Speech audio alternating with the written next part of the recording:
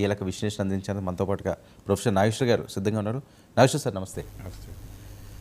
రెండు రాష్ట్రాల ముఖ్యమంత్రుల భేటీ, ఎలాంటి భేటీ ఉండిపోతున్నది, ఎలాంటి అంశాల మీద పరిష్కార మార్గాలు వెతకపోతున్నారు?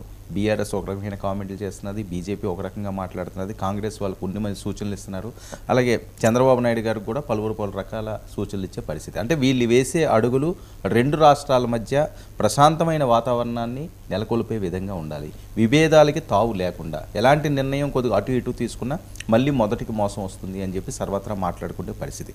అసలు రెండు రాష్ట్రాల మధ్య ఉన్న పరిష్కారం కావాల్సిన అంశాలు ఏంటి, ఏ రకంగా వీళ్ళు అడుగులు వేయాలి? అంటే ఇప్పుడు వాతావరణం ప్రశాంతంగానే ఉంది, ఏమి ఉద్రిక్తంగా లేదు కదా రెండు రాష్ట్రాల మధ్య. అసలు రెండు రాష్ట్రాల మధ్య వివాదాలు ఉన్నాయనేది సాధారణ జనకు సంబంధం కూడా లేకుండా అయిపోయింది కదా. అవును. అందువల్ల ఇష్యూ ఉద్రిక్తత ప్రశాంతత కాదు, ఎందుకంటే రెండు రాష్ట్రాల మధ్య ఘర్షణ లేదు.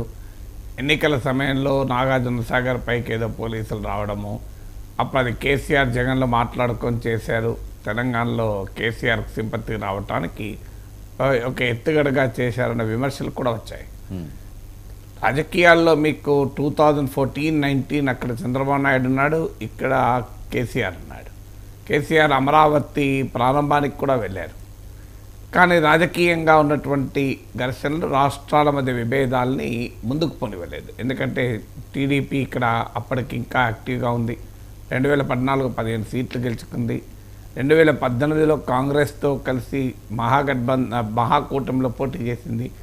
అందువల్ల ఈ రాజకీయపరమైన అంశాల ముందుకు వచ్చి రెండు రాష్ట్రాల ముఖ్యమంత్రులు కలిసి కూర్చొని చర్చించుకొని పరిష్కరించుకునేటువంటి రాజకీయ వాతావరణం లేదు. సార్ 1 మినిట్ సార్, మనతో ప్రొఫెసర్ కోదండరామ్ గారు జాయిన్ అయ్యారు. సార్ అసలు ఇందులో ఉన్న విభేదాలు ఏంటి? ఆయన కూడా ఉద్యమాల్లో పాల్గొన్న వ్యక్తి, సుదీర్ఘమైన అనుభవం ఉన్న వ్యక్తి, రాష్ట్ర విభజన అంశంలో వాళ్ళ పాత్ర ఏంటో మనకు తెలుసు.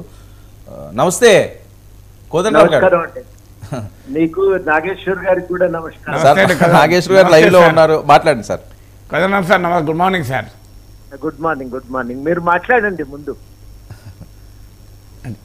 మీరు కంటిన్యూ చేయమంటున్నారు సార్, మీరు అంటే నాగేశ్వర్ గారు కంటిన్యూ చేస్తే అది అయిపోగానే అంటే ఈ ఇష్యూస్ అనేది మీకు 2019-2024 మధ్య కాలంలో జగన్ కేసీఆర్ల మధ్య సంబంధాలు బాగున్నా కూడా పరిష్కారం కాలేదు. అంటే అర్థం ఏంటి? రెండు రాష్ట్రాల ముఖ్యమంత్రుల వ్యక్తిగత సంబంధాలకు లింక్ అయి ఉన్న అంశమే కాదు. ఎందుకంటే రెండు రాష్ట్రాలకు కూడా సమస్యలు, ఇప్పుడు కృష్ణానదీ జలాల వాటా ఉంది, తెలంగాణ 50% అడుగుతుంది, ఆంధ్రప్రదేశ్ అంత సులభంగా అంగీకరిస్తుందా? ఇప్పుడు 7 మండలాలకు కావాలని తెలంగాణ అడుగుతుంది, ఆంధ్రప్రదేశ్ అంత సులభంగా అంగీకరిస్తుంది దానికి. సో భద్రాచలం కనీసం 5 గ్రామాలు ఇవ్వాలని తెలంగాణ అడుగుతుంది, అంత సులభంగా ఆంధ్రప్రదేశ్ ఒప్పుకుంటుందా?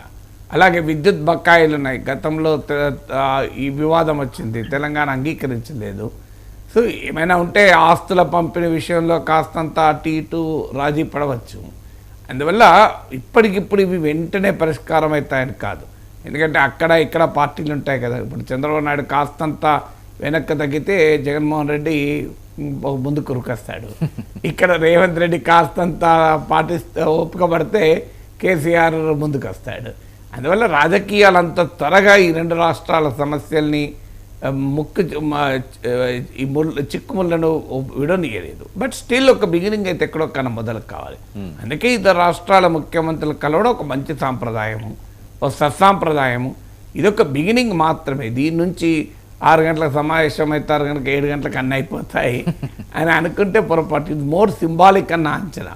సబ్స్టాన్షియల్గా ఉంటుందా అనేది నాకు తెలియదు, ప్రొఫెసర్ కోదండరామ్ సార్ చెప్పాలి. బట్ ఇది మోర్ సింబాలిక్. బట్ సింబాలిజం కూడా అవసరం. రేపు భవిష్యత్తులో సబ్స్టాన్షియలిస్ట్గా పరిష్కారాలు వెతకాలంటే కూడా సింబాలిజం ఉండాలి. ఇంతవరకు కేంద్రము అంటి ముట్టనట్టుంది, మాకేం సంబంధం, మీరు ఇద్దరు కూర్చొని పరిష్కరించుకోండి. ఎందుకంటే ఇది పార్లమెంట్ చట్టం, సో ఖచ్చితంగా కేంద్రం పాత్ర కూడా ఉంటుంది.